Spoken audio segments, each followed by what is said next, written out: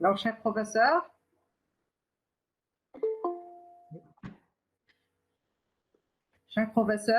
chers étudiants, bonjour. Aujourd'hui, c'est la 8e conférence dans la série des conférences intitulée Les discussions mathématiques franco-marocaines, organisée par le laboratoire de recherche, analyse numérique et analyse non linéaire, l'AR2A, de la faculté des sciences de Tétouan, Université Abdel Sali, et le laboratoire analyse, géométrie et application, l'AGA, de l'Université Sorbonne Paris-Nord, en coordination avec le professeur Benoît Rito. Je rappelle que toutes les conférences des discussions en mathématiques franco-marocaines sont enregistrées et diffusées via la chaîne YouTube l'AR2A UAE. Le responsable de ce volet est le professeur Farahi Bouchaïb du laboratoire l'AR2A. Je remercie beaucoup. La conférence d'aujourd'hui sera animée par le professeur Damir Kinzabulatov de l'Université Laval de Canada sous le thème Noyau de la chaleur, probabilité et singularité. Avant de présenter la biographie de notre cher conférencier Damir, je passe la parole au professeur Benoît Rito pour dire un mot à propos de la conférence d'aujourd'hui. À vous la parole, Benoît. Bien, bonjour à tous. Merci Harry d'être là à nouveau. C'est toujours un plaisir de recevoir un nouveau conférencier pour les discussions mathématiques franco-marocaines.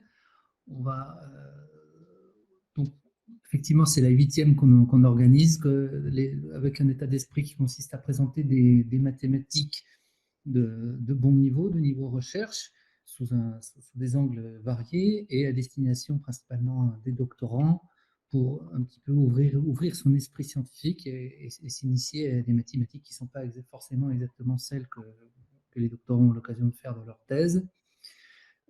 Donc, elles ont toujours lieu le mercredi après-midi, donc à 16h GMT plus 1, ce qui signifie en ce moment 17h pour la France et 15h pour le Maroc ces derniers jours, et qui pour la prochaine signifiera 16h. Voilà.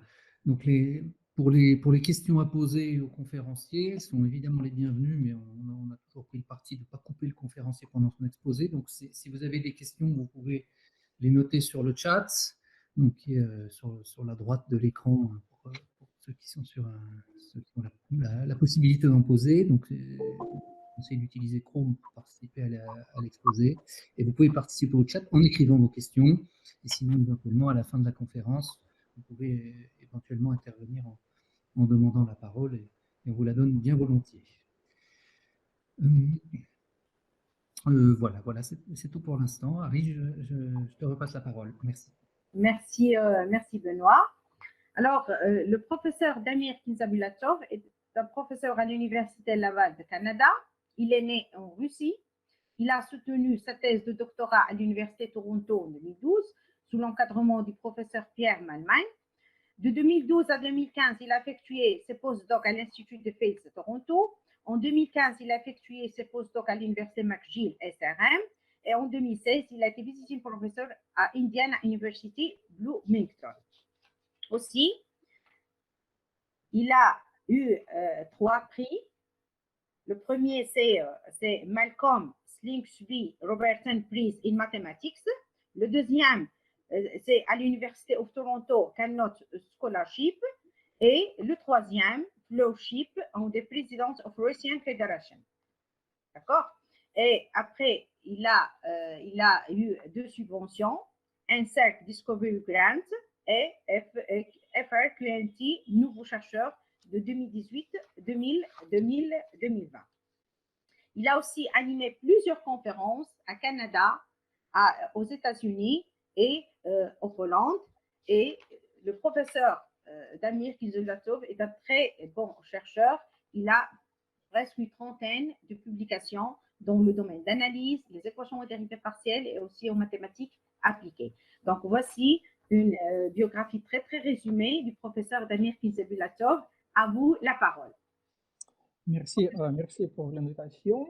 Merci professeur Bouzelmont et professeur Rito pour cette opportunité. Alors, le sujet de mon exposé, le noyau de la chaleur, probabilité et singularité, j'ai décidé de garder le niveau de présentation accessible aux non-spécialistes. Donc, mais vers la fin de, de mon exposé, je vais parler de choses plus avancées. Mais en tout cas, si vous avez des questions, n'hésitez pas. Je serai content de donner plus de détails ou de références. OK, bon. La première partie de mon exposé, l'introduction, est la théorie de George Nash. Le point de départ, mon point de départ est le 19e problème d'Hilbert. Ça, c'est un problème dans le calcul des variations. Problème énoncé ici. On considère le problème de minimisation d'une fonctionnelle. Donc, étoile, L est un Lagrangien qui satisfait tous les hypothèses standards. Oméga est un domaine régulier, Barnet. Et le problème d'Hilbert, posé par Hilbert, était est-ce que le minimum est toujours une fonction analytique? Dans le cas T, on. Oui.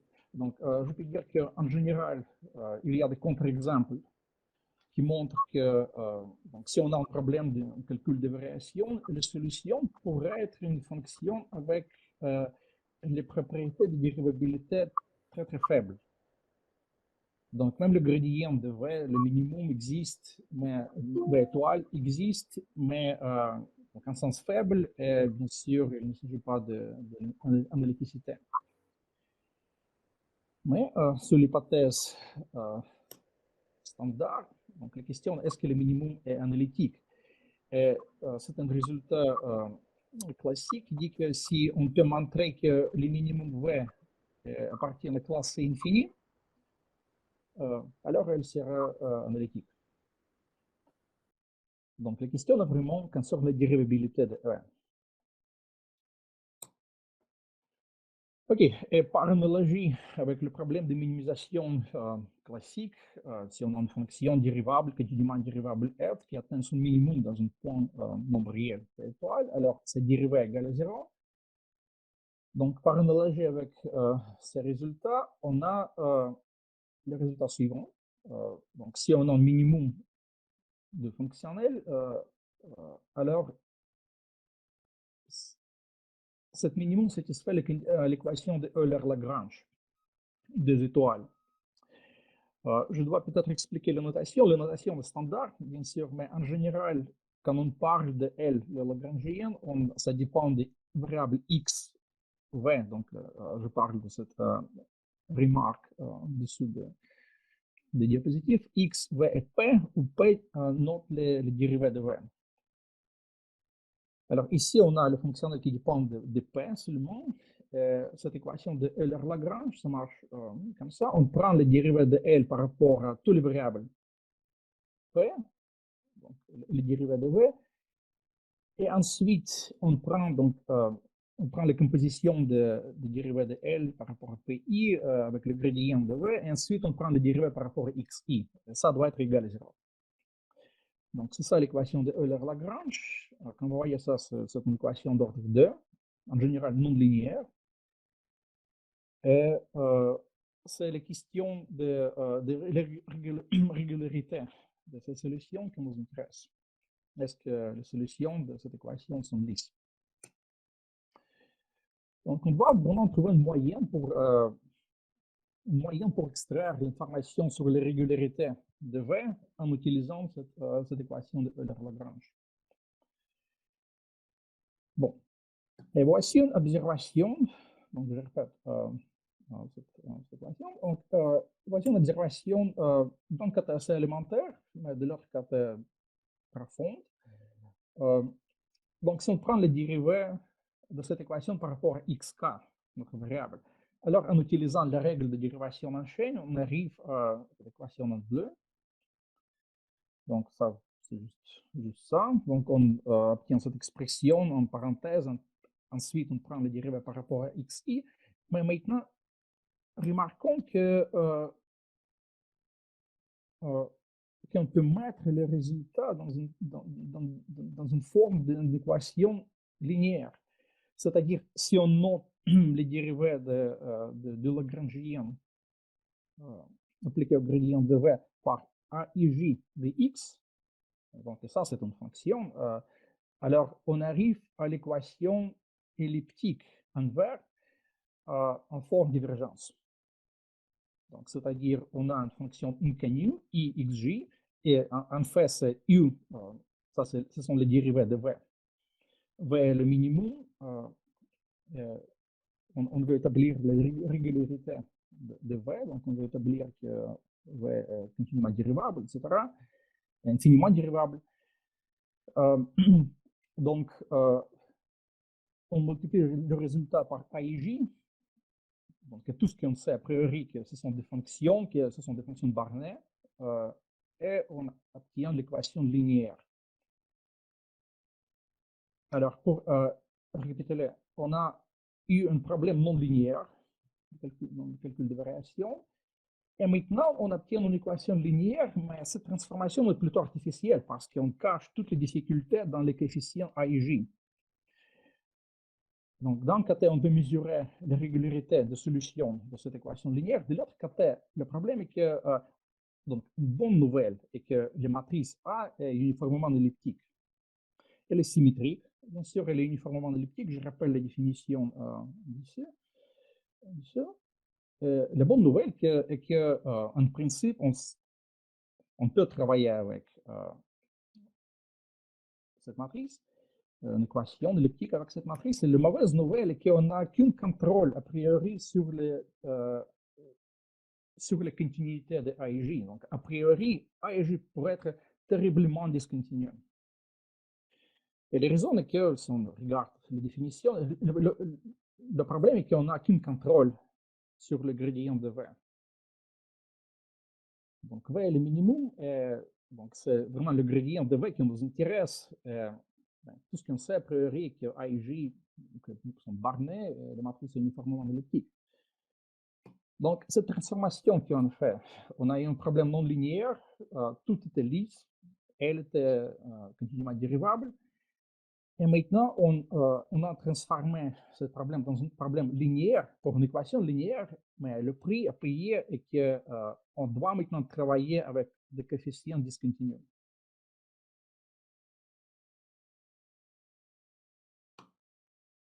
Alors, je répète ça. Donc, les coefficients discontinus, et de plus, tout ce qu'on peut supposer, a priori, est que A est simplement mesurable.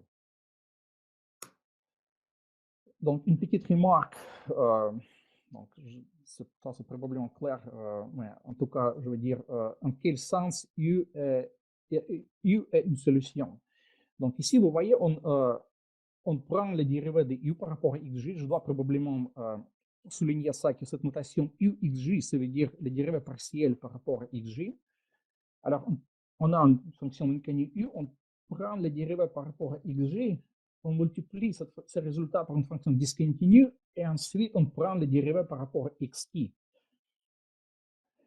Étant donné que A et J est discontinu, comment on peut faire ça? En sens de la théorie de distribution, ça c'est une possibilité. En fait, cette possibilité, donc si on vraiment écrit, c'est que ça nous donne, on arrive à l'identité suivante. Donc, autrement dit, on peut multiplier cette identité étoile par une fonction de test phi.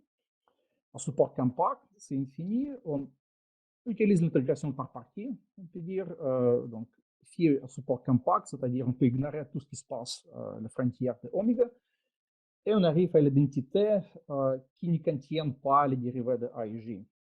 Donc, tout ce qu'il faut faire, juste trouver les dérivés de U de premier ordre et alors montrer cette identité. Voir cette identité. Donc, si on a cette identité, on dit que U est une solution. Est-ce que vous m'entendez bien? Oui, oui, Damir, on vous entend très bien, oui. Okay, parfait, merci. Oui, tout va bien. OK, donc c'est un petit rappel. Qu'est-ce que c'est une solution? Mais le problème reste, bien sûr. Mais même avec cette solution faible, le problème ne disparaît pas.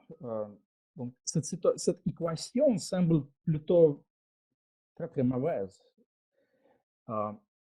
Parce que si on essaie de mettre cette équation dans une forme classique, c'est-à-dire vraiment trouver les dérivés, partielle, juste pour avoir une idée de ce qui peut arriver à la solution. Donc, si on fait ça, on obtient le premier terme, tout est correct. En principe, le deuxième terme contient les dérivés de A et J.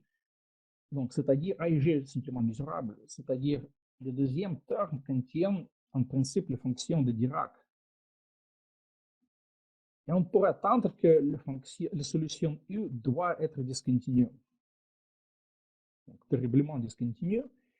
Et c'est ici où on arrive à l'observation et au résultat contre-intuitif de Enio Di Giorgi et John Nash.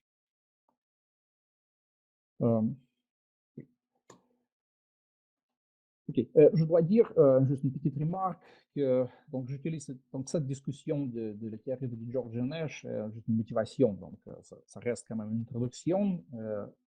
Il y aura d'autres parties où je vais recommencer à nouveau essentiellement des choses très élémentaires. Mais maintenant, voici le résultat de Di Giorgi et Nash.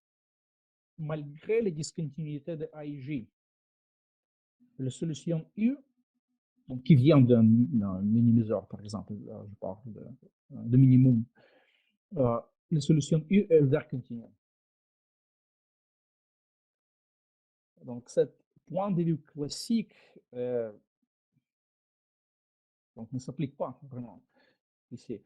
Maintenant, qu'est-ce que ça nous donne? Donc, la question se pose. Qu'est-ce que ça nous donne? Est-ce que ça nous permet de résoudre le problème d'Hilbert?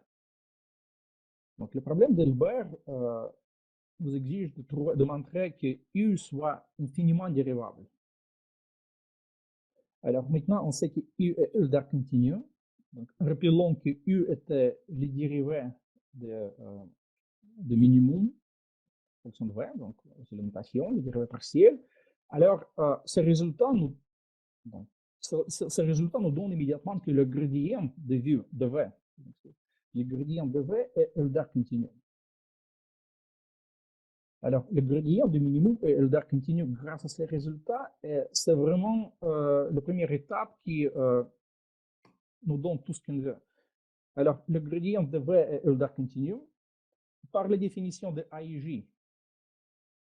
Donc, dans le résultat de Di Giorgi et Nash, on traite A et J comme des fonctions matrices mesurables, mais par la définition A et J, ça c'est une fonction continue du gradient de V. Maintenant, on sait que le gradient de V est Hölder continu.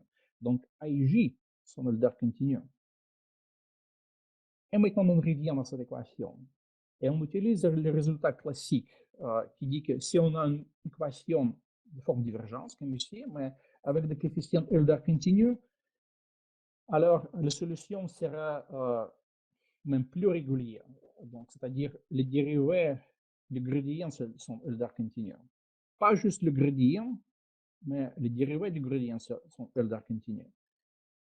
Et on peut répéter cette procédure, donc on répète et on arrive finalement à le résultat suivant. V est de classe infinie. Et ça nous donne une solution au problème d'Hilbert. Alors, avec toutes ces remarques autour du théorème de Di Giorgi et Nash, on voit maintenant que vraiment toutes les difficultés sont là, dans cette équation, dans ces résultats. Comment montrer que U est Hölder continu? Ah, je m'excuse pour un petit... oui. Donc, une chose importante pour cette expression est que l'expression de la continuité, l'expression d'Hölder dépend de la dimension D et les constantes sigma xi. Donc, je vous rappelle que sigma xi, ce sont des valeurs propres minimales et les valeurs, ou plutôt des estimations sur les valeurs propres minimales et les valeurs propres maximales des matrices A. Donc, et ça, c'est une observation très, très profonde de Di Giorgi et Nash, c'est-à-dire que la régularité d'une solution U est déterminée par les caractéristiques, pas par la régularité de A, pas par la régularité des coefficients, mais plutôt par les caractéristiques globales, ou on peut dire intégrales, même, disons, globales de coefficients A et J. Donc, quand je dis intégrale, ça veut dire que les caractéristiques donc, la régularité de A dans une certaine... la régularité locale n'est pas importante ici. Avant de George Nash, l'intuition était plutôt suivante. Donc, je parle bien sûr de l'estimation de Schauder, c'était que si le coefficient appartient à la classe CK alpha, donc K fois continuellement dérivable avec le dérivé de K Hilder continue avec exposant alpha, alors on va gagner, donc la solution va donc appartient aux mêmes classes, même plus, K plus 2. Alors, si on considère la dérivabilité comme une caractéristique locale, donc c'était l'intuition classique, donc la régularité locale des coefficients nous donne la régularité globale de, je m'excuse, la régularité locale des coefficients nous donne la régularité locale de la solution. Mais selon les résultats de George Nash, c'est pas du tout ça. Donc, c'est plutôt certaines caractéristiques globales nous donnent la régularité locale de la solution. Donc, ici, ce sont des constantes sigma et xi. OK. Quelques mots à propos de la démonstration. Le prof exige contrôle sur les oscillations des U et tous les résultats qui exigent le contrôle sur les oscillations sont difficiles. On doit prendre vraiment toutes les annulations qu'on peut trouver. Donc, les démonstrations de George et Nash sont complètement différentes. Mais en tout cas, je pourrais mentionner que les démonstrations de Nash utilisent certaines caractéristiques de U, le moment et l'entropie, certaines caractéristiques non linéaires. Donc, la solution n'est pas directement accessible. Mais ces caractéristiques, donc on peut étudier ces caractéristiques. Une autre idée très très profonde, donc si on pour récapituler ce qui se passe, c'est qu'on a un problème non linéaire. On remplace ce problème par un problème linéaire. Et pour résoudre ce problème linéaire, on doit encore une fois travailler avec des choses non linéaires.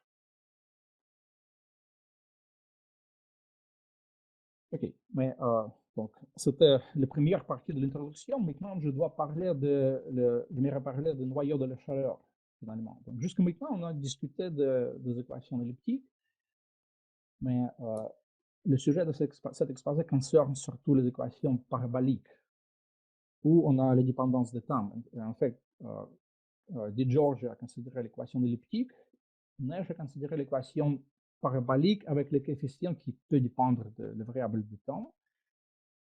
Et bien sûr, si U, la solution U ne dépend pas de temps, et la matrice A ne dépend pas de temps, bien sûr, donc U sera constant par rapport à T. Le dérivé de U par rapport à T sera 0 et on obtient l'équation elliptique. Donc, cette situation est vraiment plus générale.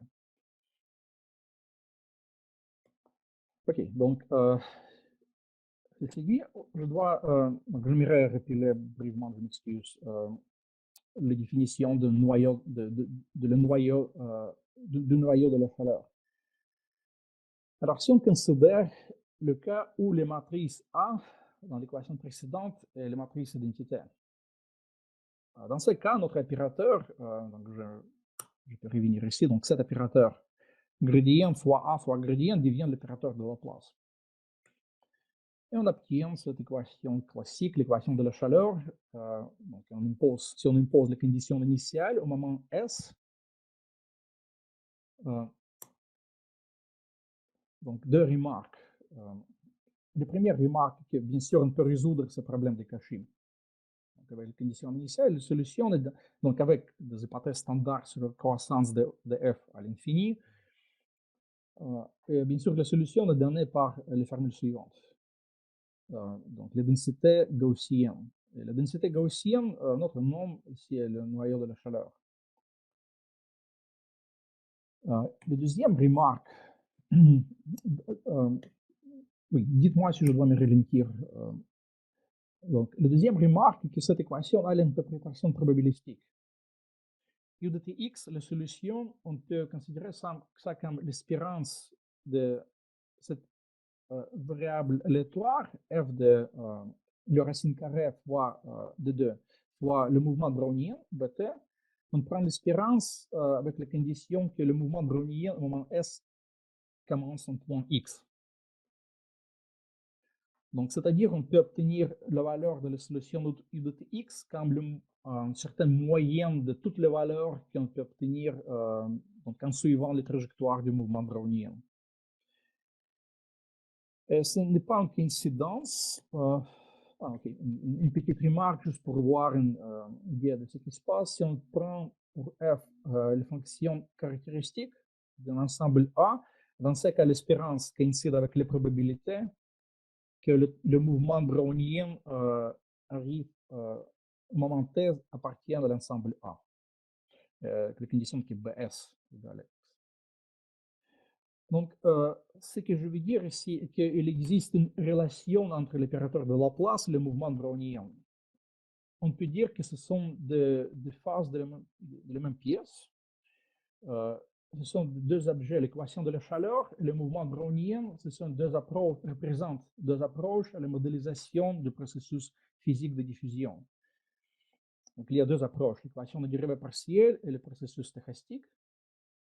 Et ce qu'on a ici, cette identité est un lien, il y a d'autres liens, ça c'est un lien principal entre les deux approches, la modélisation du processus de diffusion.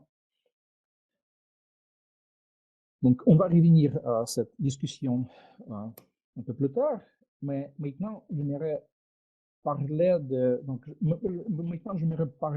la théorie de George Nash dans le contexte des équations paraboliques. D'abord, on a vu déjà c'est quoi la définition d'une solution faible.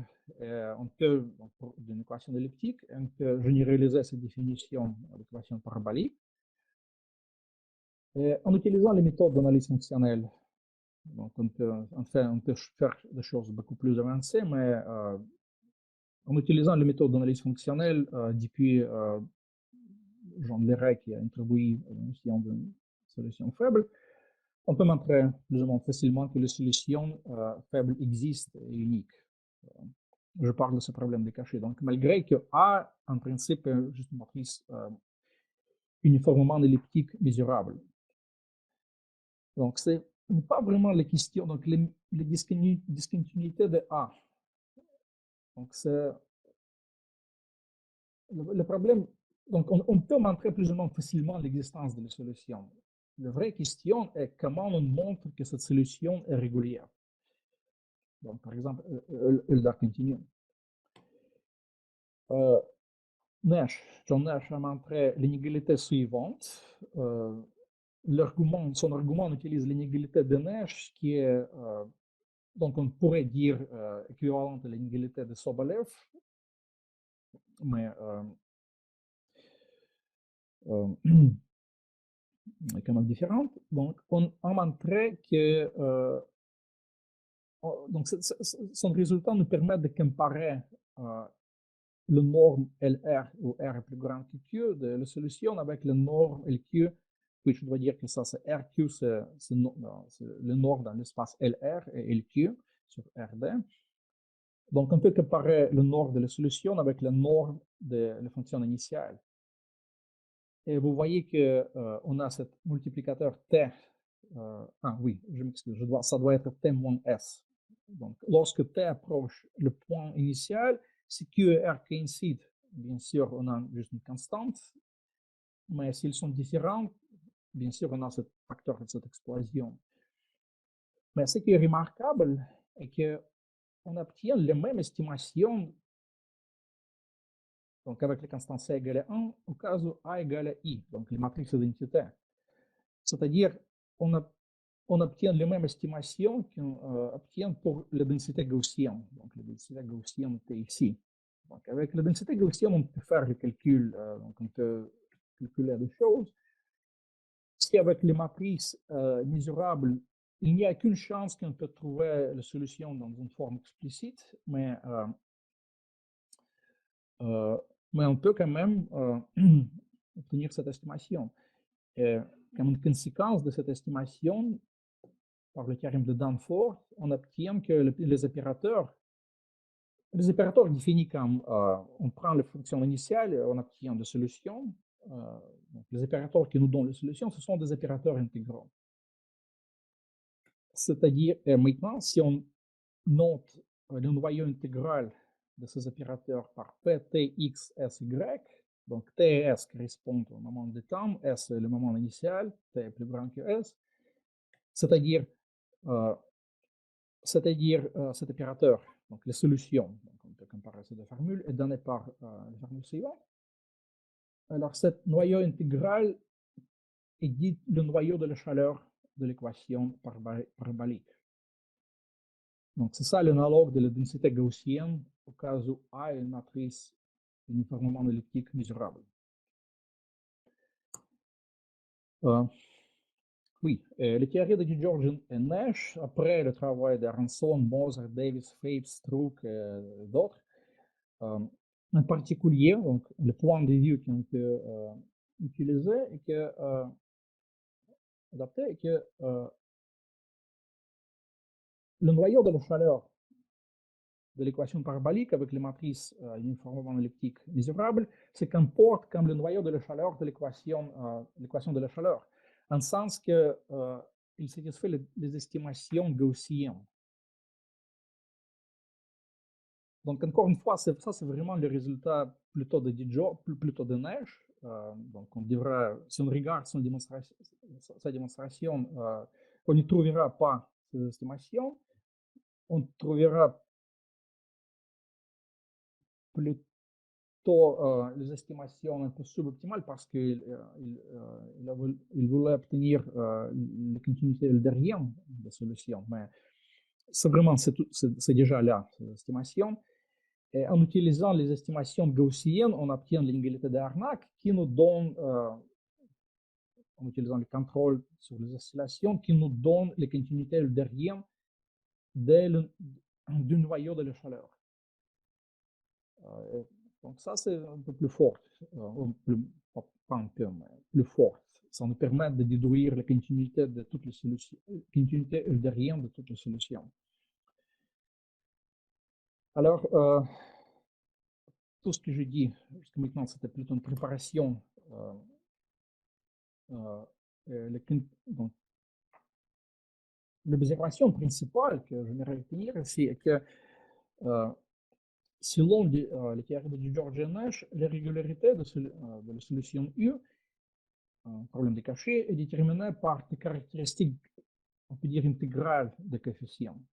Ici, la valeur propre minimale et maximale de A.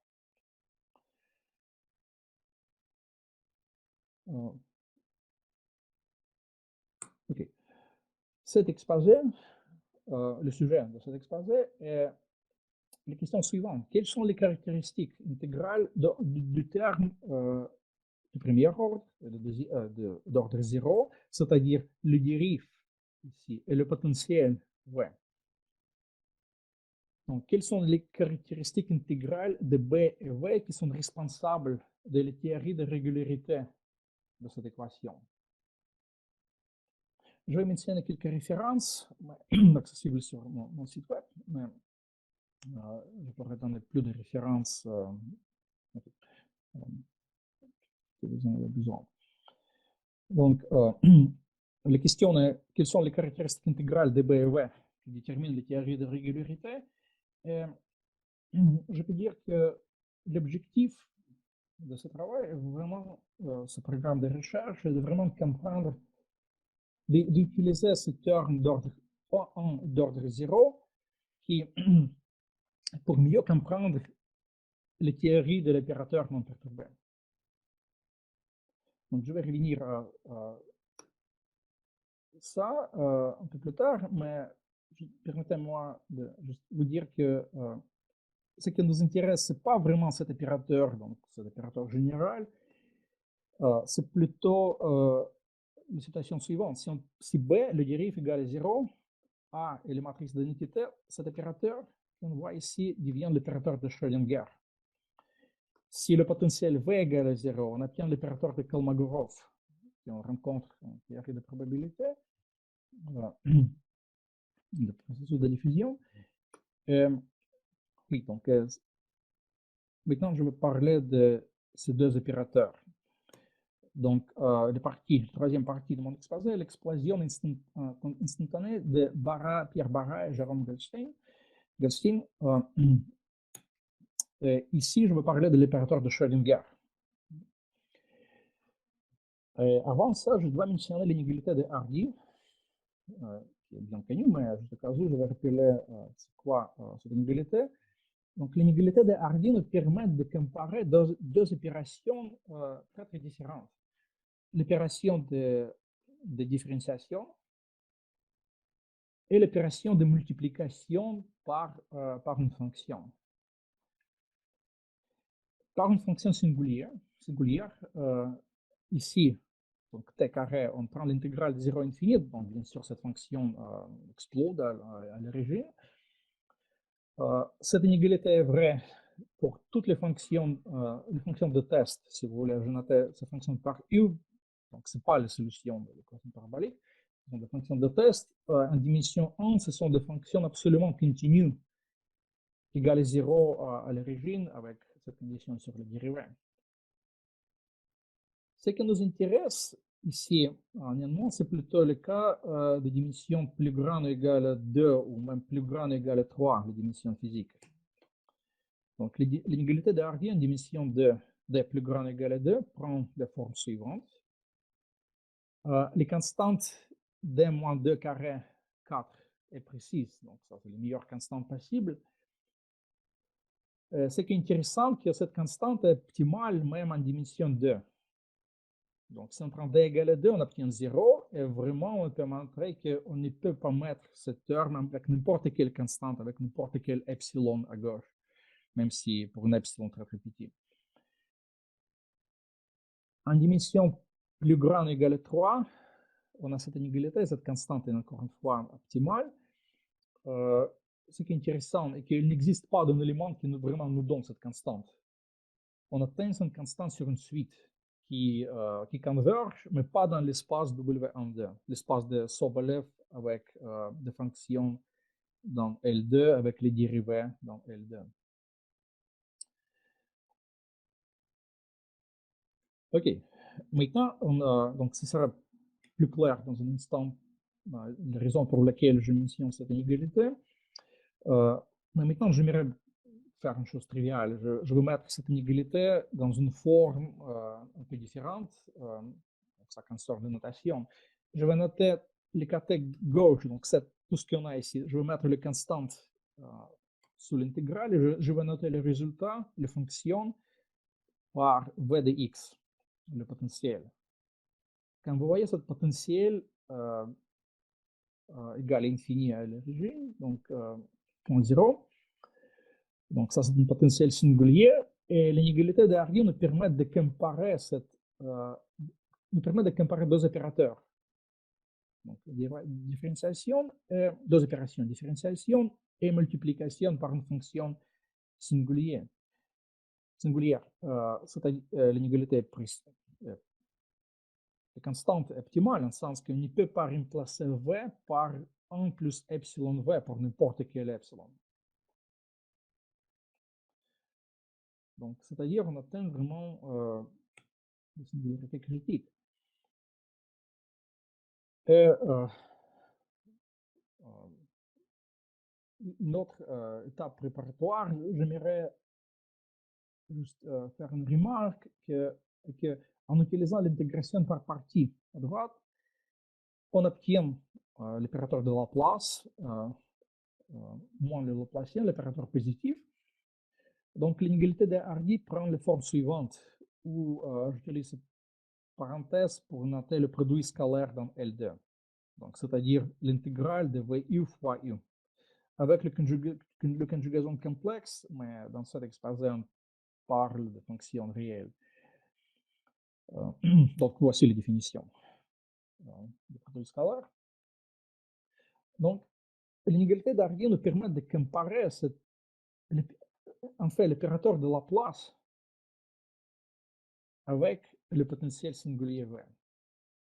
Et il dit, donc l'inégalité de Hardy dit que cette potentiel singulier est essentiellement aussi forte que l'opérateur de Laplace. Pourquoi c'est important? C'est dans le contexte de cette discussion où, je vous rappelle, on cherche des caractéristiques intégrales des coefficients, aussi du potentiel, qui sont responsables de la théorie de régularité de l'opérateur, disons, de l'opérateur d'ordre 2. Voici les raisons. Maintenant, considérons les situations plus générales. Un potentiel singulier qui appartient à l'espace L1, donc localement L1, c'est-à-dire l'intégrale de tous les ensembles compacts sont finis. Et maintenant, on impose les conditions suivantes sur V. Donc V est positif. Donc ça, c'est une condition qui est plutôt similaire à l'inégalité de Hardy. Donc voici l'inégalité de Hardy et on fait l'intégration par partie pour voir gradient U fois gradient U, comme ici par exemple. Sauf qu'il y a aussi cette constante delta, strictement plus petit que 1, mais qui donc, on prend pour être très proche de 1. Et aussi il y a ce terme U fois une constante C, et ce terme ne cause pas de problème. Donc j'inclus ce terme pour être précis, mais donc on peut oublier ce terme essentiellement pour nos objectifs dans cette exposé. Ok, quelle est la raison pourquoi cette condition est importante? On pourrait dire que ça c'est une condition de Hardy, mais vraiment le potentiel forme Barnet. Cette condition nous permet de construire l'opérateur de Schrödinger auto-adjoint. Donc cet opérateur, comme l'opérateur déterminé par la forme quadratique. C'est-à-dire, on introduit la forme quadratique suivante. Grâce à cette condition, cette forme est définie sur l'espace W1D. Et encore une fois, grâce à cette condition, le fait que delta est strictement plus petit que 1, donc j'oublie ce terme, cette forme quadratique est toujours plus grande ou égale à 1 moins delta et le gradient de U, le gradient de U. Donc, cet coefficient est positif parce que delta est strictement plus petit que 1. Cette inégalité nous permet d'utiliser cette forme quadratique comme un nouveau produit scalaire sur W1D. Et en utilisant le théorème de Riesz, on peut construire l'opérateur H comme l'opérateur associé à cette forme quadratique. Voici l'énoncé précis. Il existe un certain opérateur auto-adjoint H avec le domaine qui appartient à l'espace W1D. On n'a pas d'une description explicite de ce domaine. Tout ce qu'on sait est que ce domaine appartient à l'espace de Sobolev. Mais on sait que cet opérateur est auto-adjoint.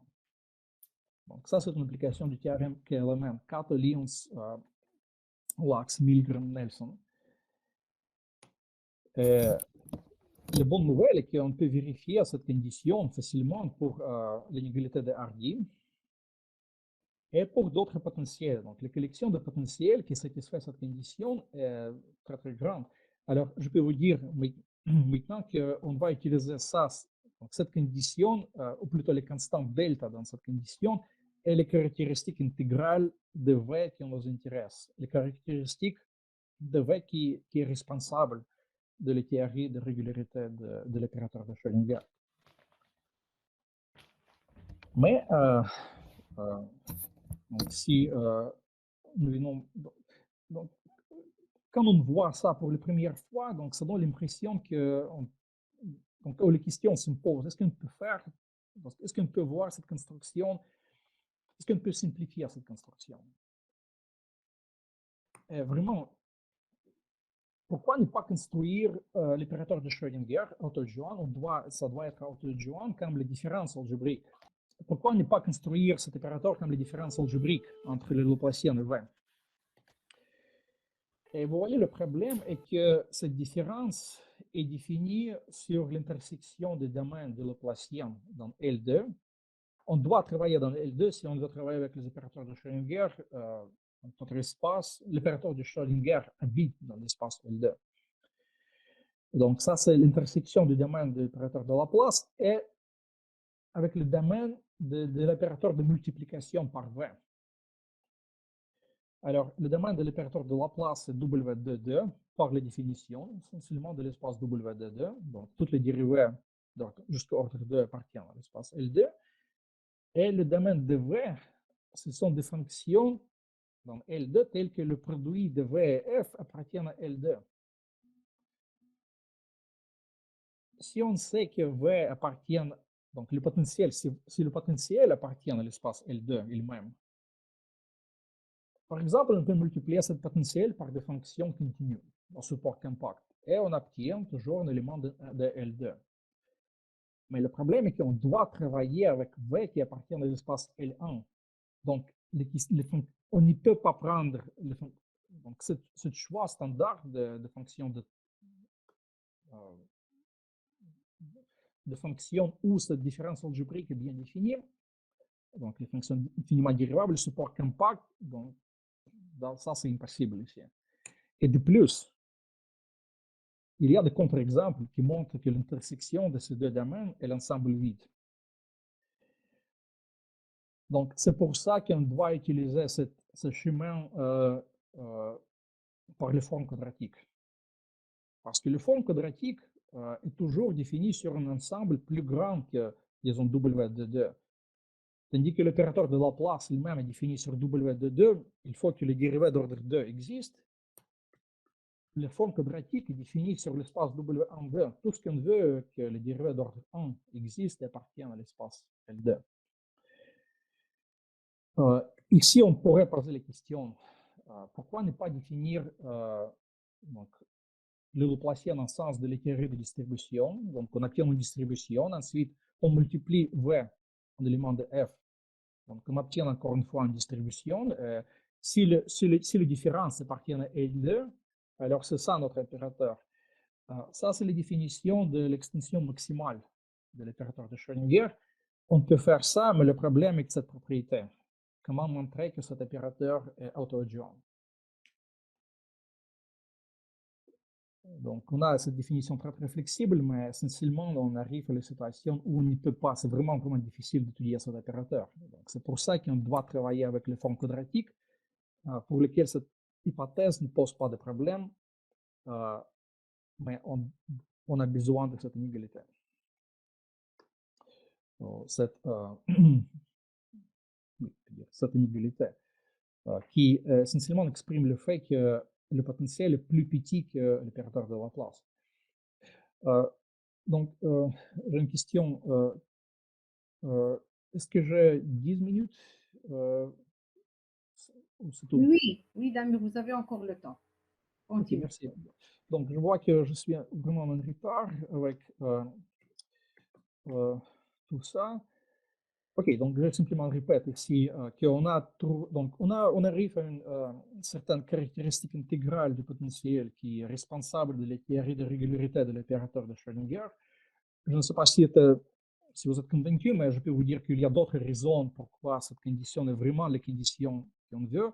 Et ce n'est pas une découverte récente, c'est connu depuis les années 1950 au moins.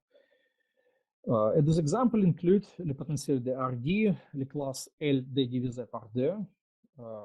D divisé par 2 est la condition optimale pour cette condition, mais vous voyez, ici, on peut construire des potentiels qui satisfait cette condition qui n'appartiennent pas à l'espace L1 plus epsilon localement, donc qui appartiennent vraiment à L1. Donc, comme cette condition est vraiment très très loin de la condition L en termes des espaces de Lebesgue. Ok, mais ici on travaille avec les opérateurs de Schrödinger. On a une condition dans L2 et on reste dans L2. Donc, pour l'opérateur de Schrödinger, c'est tout ce qu'on veut, l'espace L2. Ah, ok, j'ai oublié. Oui, bien sûr, l'explosion de Barra et Goldstein. Est-ce que la condition delta plus petit égale à 1 est optimale? Et voici le résultat classique de Barra et Goldstein. Considérons le potentiel de Hardy.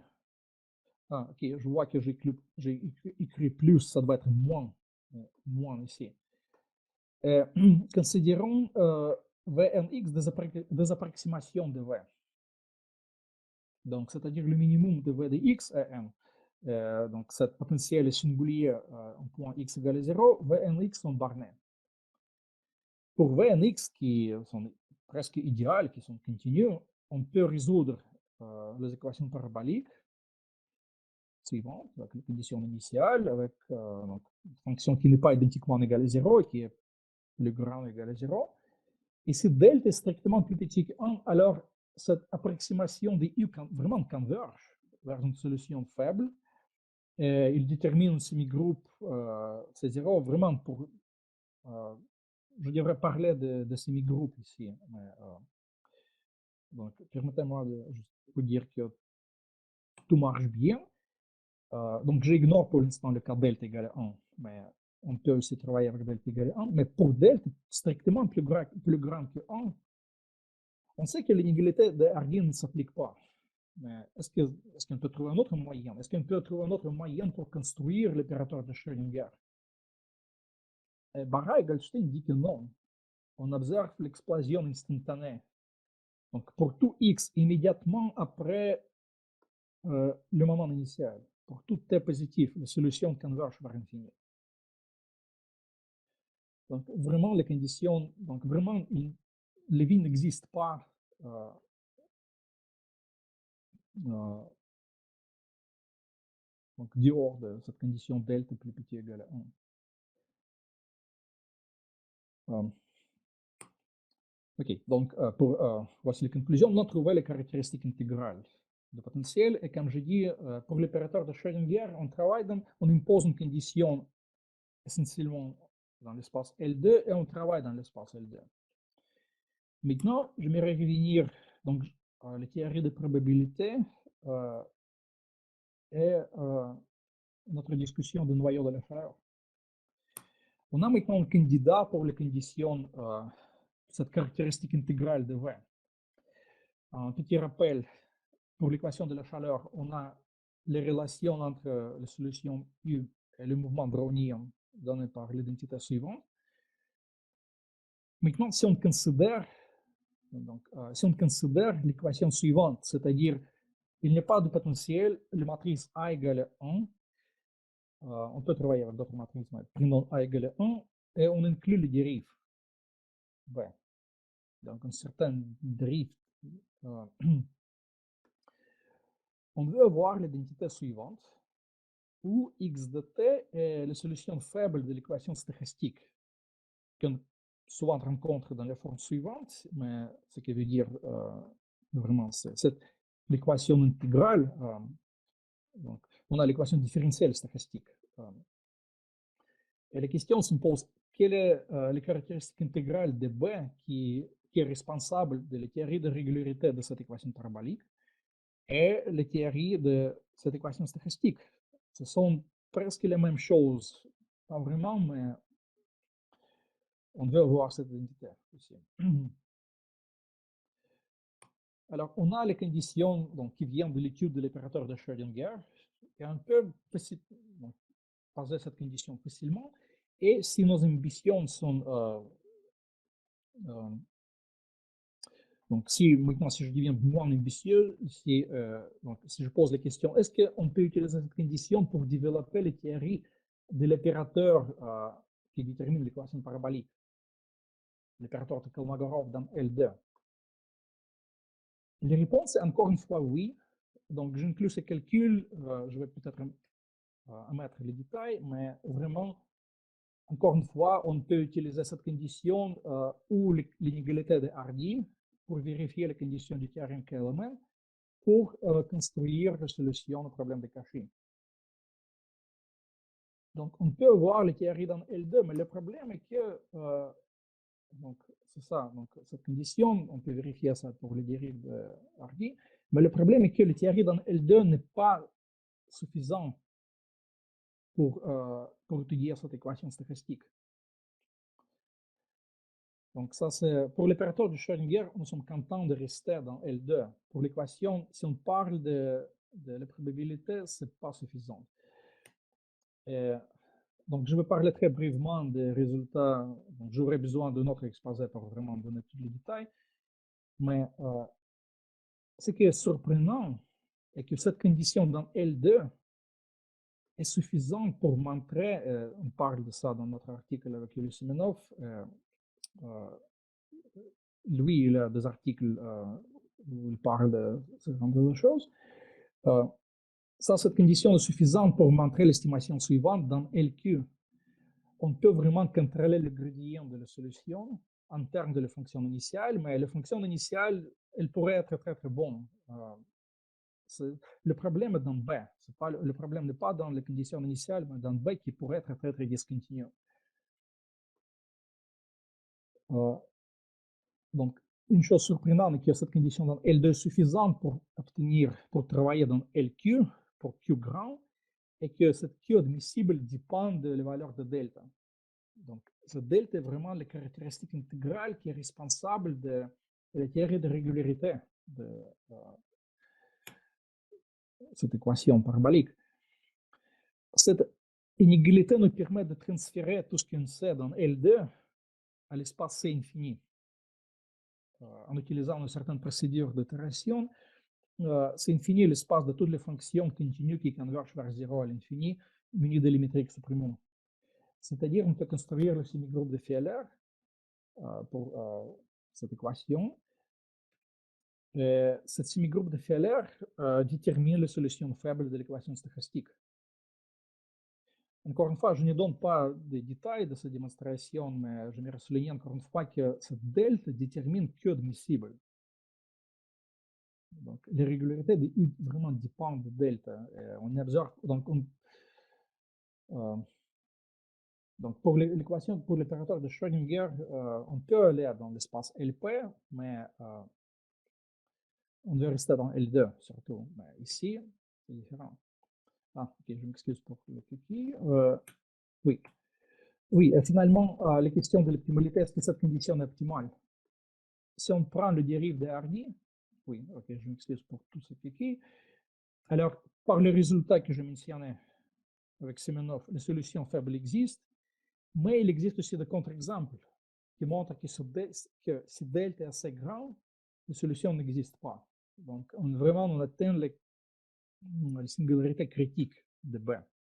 Et intuitivement, les raisons pour cette non-existence de la solution est que la force d'attraction de B, le dérive de Hardy, est si forte que la solution xt, le processus xt, donc arrive à l'origine, reste là. Donc, le processus xt, intuitivement, le processus existe, mais il n'est pas comme le mouvement brownien.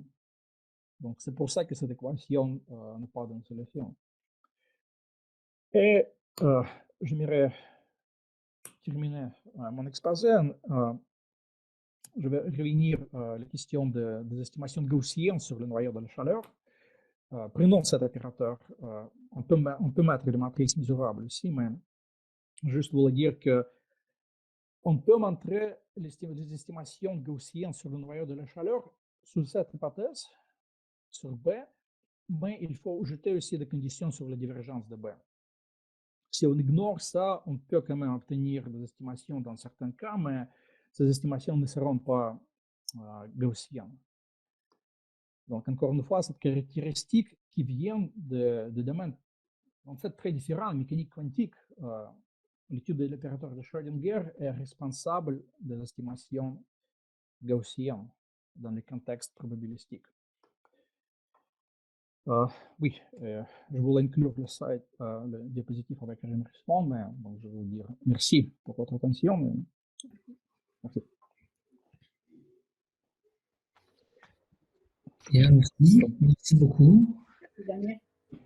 Merci beaucoup pour cet exposé très riche. Donc, à tout le monde, vous pouvez écrire vos questions. J'ai oublié de dire tout à l'heure que peut-être que certains d'entre vous ont suivi le live Facebook et on peut poser des questions sur le live. Et dans ce cas-là, c'est le professeur Ferrat qui transmettra les questions, mais il est important d'en poser aussi sur le chat de Google Meet. Bon, ce que je retiens, une partie de ce que je retiens de votre exposé, c'est le fait que, eh bien, selon l'espace dans lequel on est, alors ce n'est pas une grande surprise, j'imagine, pour ceux qui connaissent ce sujet mieux que moi, mais selon l'espace dans lequel on est, on n'a pas les mêmes, le même type de solution, et autant on peut espérer, si on n'est pas très exigeant sur l'espace, obtenir des solutions, autant il est plus difficile de montrer qu'elles sont toujours là ou que la régularité va être garantie si on ajoute des conditions. Est-ce qu'il y a des cas concrets où le fait d'être capable de montrer qu'une solution est plus régulière a un effet vraiment décisif? Je m'excuse, donc je n'ai pas entendu les premières parties de votre question. Je suis vraiment désolé. Est-ce que vous pouvez répéter votre question? Bien sûr. Donc la deuxième partie, c'était est-ce que vous pouvez donner un exemple simple où la nécessité d'avoir une certaine régularité bah, se fait jour, quoi, et où on ne peut pas se contenter d'une solution faible ou d'une solution insuffisamment régulière? Donc, votre question, est-ce qu'on peut montrer l'existence de solutions fortes ici? C'est ça la question Non, non, enfin, en quoi est-ce qu'une solution faible est insuffisante dans un cas précis, dans un cas concret, dans une application? Oui, oui, donc, ok, donc peut-être je marque un peu votre question, je m'excuse, je suis vraiment désolé, mais donc oui, je pourrais dire que si on parle, donc ici je parle de solutions faibles, des équations différentes, donc, de dérivées partielles, des équations stochastiques, ce sont des choses différentes. C'est vrai que la question, est-ce que cette équation stochastique a des solutions fortes? Les solutions fortes, vraiment, essentiellement, une solution forte de cette équation est essentiellement, on doit trouver xt comme une fonction de bêta, donc en termes de bêta. Alors, cette question reste ouverte présentement. Il y a des conditions sur B de type LD, et ce sont des résultats très récents, en fait, qui montrent de Krylov, Röpner-Jauer, qui montrent que de quatre auteurs que je mentionnais, Beck, Frontol, Gobinel et Morel, qui ont montré que cette équation, oui, vraiment, elle possède des solutions fortes avec cette condition. Si on remplace cette condition par les conditions, on peut dire, beaucoup plus générales, donc ça reste ouvert. Je ne sais pas encore. Je ne sais pas si ça répond à votre question ou. Non, c'est pas grave, ça ira. On va passer à d'autres questions. Il y a Athème, bonjour Athème, content que tu sois à nouveau parmi nous, qui pose une question dite naïve. Si on prend, effectivement, qui est une autre question aussi qui finalement peut aussi m'aider, c'est si on prend un potentiel de la forme c fois x puissance moins alpha avec alpha différent de 2. Ah, ok. Donc, j'imagine qu'on parle, donc je reviens ici, j'imagine qu'on parle de l'opérateur de Schrödinger, c'est-à-dire on n'y remplace pas le Laplacien par le Laplacien fractionnaire. Je suppose, oui. Donc, si on remplace le Laplacien par le Laplacien fractionnaire, ce potentiel sera exactement un analogue de potentiel de Hardy. Et on a aussi l'inégalité de Hardy fractionnaire, et on peut faire avec tout ce qu'on a fait avec des constantes différentes. Mais si on garde le Laplacien et on remplace V ici, le potentiel de Hardy, on remplace moins 2 par moins alpha. Oui, bien sûr, si alpha est plus petit que 2, dans ce cas, on obtient, donc c'est même, donc on peut faire tout ce qu'on a fait avec sans des conditions sur delta. Si alpha est plus grand que 2, donc c'est-à-dire on a un potentiel plus singulier que ça. Et ça, c'est une question très intéressante. Donc, si on travaille avec moins V, alors donc cette singularité plus forte va détruire l'opérateur. Donc, il n'existe rien. Mais si on travaille avec le potentiel positif, donc moins le Laplacien plus V, avec cette singularité que vous avez mentionnée, cette singularité terrible, donc si on remplace moins 2 par moins alpha, où alpha est grand, il y a des résultats récents de Chi Zheng, son co-auteur, j'ai oublié son nom, où il vraiment travaille avec cet opérateur. Il montre que, en fait, ce qui se passe, c'est que si vous travaillez avec l'opérateur positif, les singularités, les singularités, elles aident. Donc, elle va forcer toutes les solutions entre égales et 0 à l'origine. Donc, la réponse est que si alpha est très grand et le potentiel V est positif, alors il y a des résultats positifs, mais si le potentiel est négatif, donc il y a, ça c'est plutôt problématique. Je pense qu'il existe quand même des résultats en mécanique quantique, mais oui, mais on ne parle pas ici de cet opérateur Otto-John, etc. J'espère que ça répond à votre question.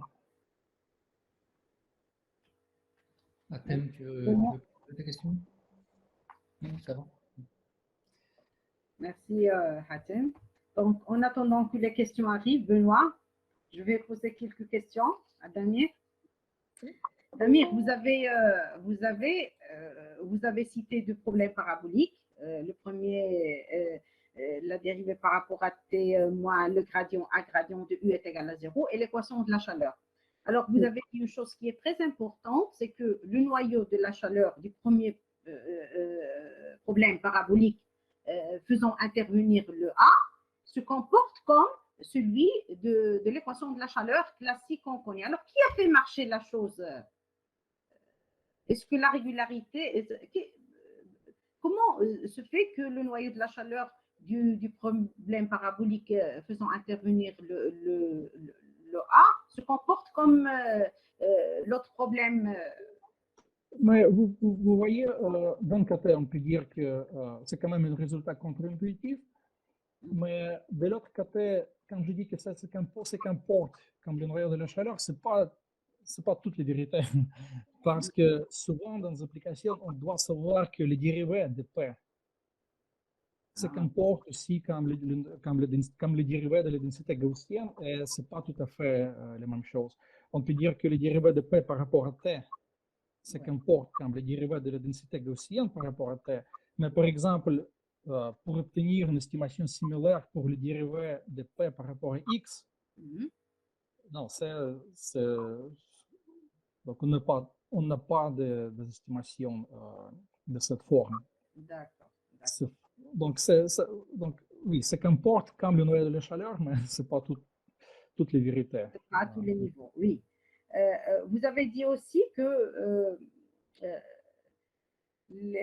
voilà, la théorie donc L2 n'est pas suffisante pour résoudre l'équation stochastique. Pourquoi, Damir, ceci? Pourquoi? On peut utiliser les théories dans L2 pour résoudre cette équation stochastique, mais on devra exclure un ensemble de mesures 0 de points initial X. Et en faisant ça, potentiellement, on exclut les points de singularité. Par exemple, les points de singularité de B. Par exemple, cet contre-exemple, si on reste dans les théories dans L2, cet contre-exemple, ici, quand vous voyez x égale à 0, donc je devais souligner ça, le point initial égale à 0, donc voici notre dérive. Donc, c'est-à-dire, la trajectoire commence dans des singularités. Mais si on reste dans L2, on exclut certains points initiaux, alors donc on exclut les choses les plus intéressantes. Et quand on travaille dans l'espace infini, donc on obtient aussi des propriétés importantes comme la propriété de Feller, etc. Mais donc intuitivement, ce sont des fonctions qui sont définies partout. Ça nous permet de vraiment travailler avec tous les points initiaux. Oui. Et qui vous a permis de faire cette transformation du moins laplacien plus B grade dans LE à C infini? Quelle est la clé de la chose? Non, ça veut dire que, qu'est-ce que ça veut dire le transformer la théorie dans L2? Donc, on veut construire, on construit en fait le semi-groupe ou une famille d'évolution qui est associée avec cette équation, dans L2 en montrant que les approximations, donc les solutions UN qui correspondent à Bn, les approximations de B, approximations régulières, que ces UN constituent une suite de cachés dans L2. Alors, oui, donc, et en faisant, donc, oui, vraiment, ça nous permet de construire le semi-groupe. Cette procédure itérative que je mentionnais, ça nous permet vraiment de essentiellement, qu'est-ce que ça nous permet de vraiment étudier cette différence de UN et UM, donc deux approximations de solutions U dans l'espace infini. La clé est que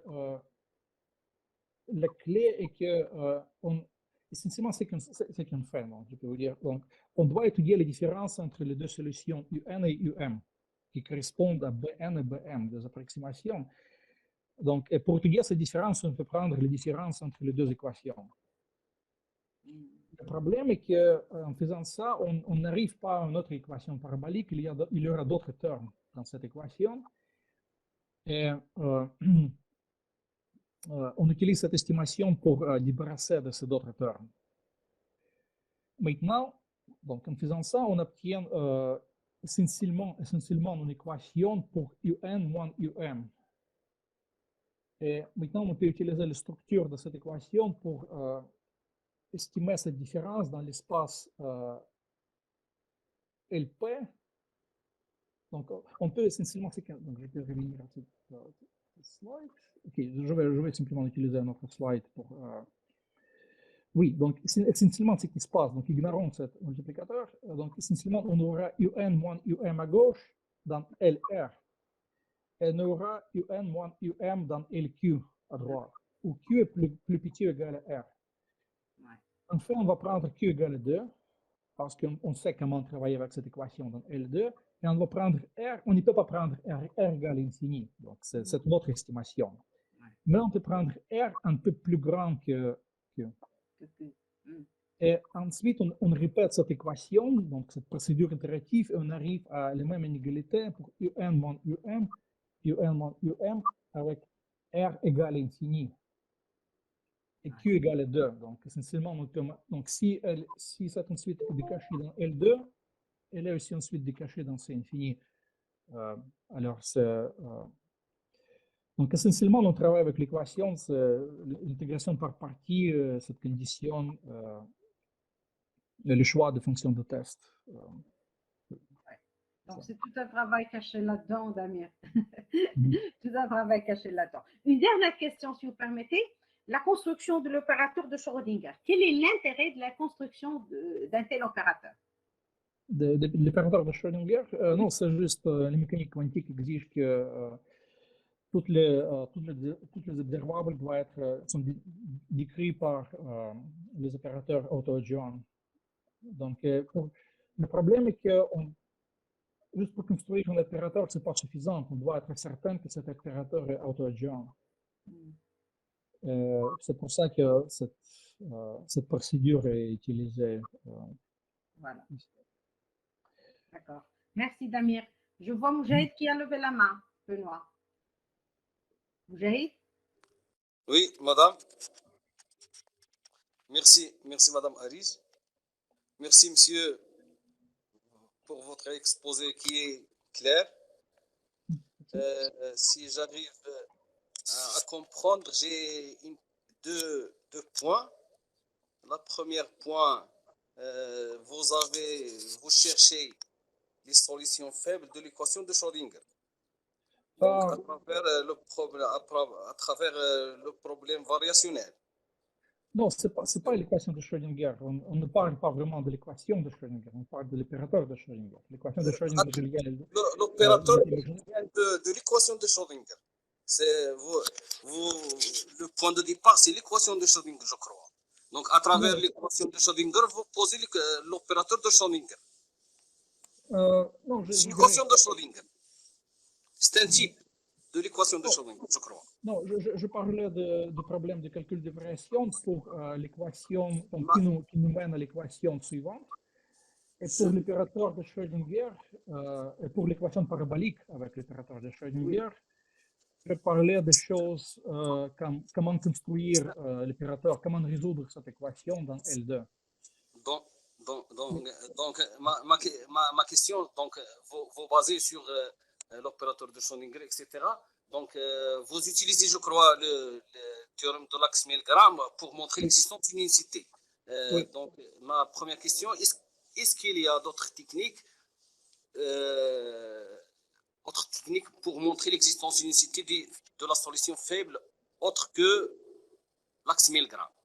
De plus, concernant l'opérateur de Schrödinger. Oui. Alors, pour ce genre d'équation, si vous restreinte à l'opérateur de Schrödinger juste le Laplacien, oui. Le Laplacien de cette équation, le semi-groupe associé est très connu à travers le noyau de Schrödinger. Oui. Il est très connu. Oui. Donc, pour passer au César semi-groupe, etc., donc, si vous considérez l'opérateur de Schrödinger juste le Laplacien, donc le César semi-groupe associé est très connu à travers le noyau. Donc, si vous considérez l'opérateur, le dérivé par rapport à temps plus Laplacien, pour cela, donc, il y a plus de difficultés que si on considère que l'opérateur juste le Laplacien. Parce que le Laplacien, le semi-groupe associé, il est bien défini. Il est même explicite. Donc, juste une petite remarque que l'opérateur, dans ce cas, est bien connu. Donc, juste une remarque. OK, OK, donc pour la première question, votre première question était est-ce qu'il y a d'autres moyens pour construire le semi-groupe? Je dirais que ça, c'est le moyen principal, mais on peut, par exemple, utiliser le théorème de Feynman-Katz, donc pour construire vraiment le semi-groupe en termes probabilistiques. Et pour cet opérateur avec le Laplacien, le potentiel, ouais, oui, je suis d'accord que ça, c'est très bien connu. Donc, la nouvelle partie de mon exposé concerne l'équation stochastique. Mais ici, en même temps, cet opérateur qu'on construit, oui, mais je ne dirais pas que donc on a la forme explicite pour cet opérateur. Par exemple, sous cette hypothèse sur V, on n'a aucun contrôle sur le domaine de cet opérateur. Donc, tout ce qu'on sait, que ce domaine qui appartient à l'espace W12, a priori, on peut utiliser que cet opérateur est auto-adjoint. Je veux dire, oui, non, juste ça. Donc, vous pouvez le dire en anglais, Damir, pas de problème. Vous pouvez parler en anglais. Non, donc c'est pas clair mon français. Non, je voulais dire que, non, en fait, c'est tout ce que je voulais dire, et que avec cette hypothèse sur V, on n'a qu'un contrôle sur le domaine, donc on n'a pas d'une description explicite du domaine de cet opérateur. Merci, monsieur. Merci. Merci pour l'information. Merci. Merci, madame Ari. Merci, professeur Moujaïd. C'est Farahi.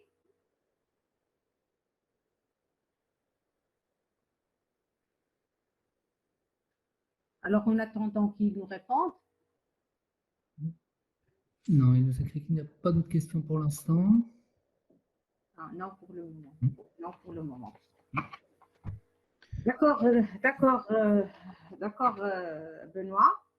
Vous avez un dernier mot avant de clôturer?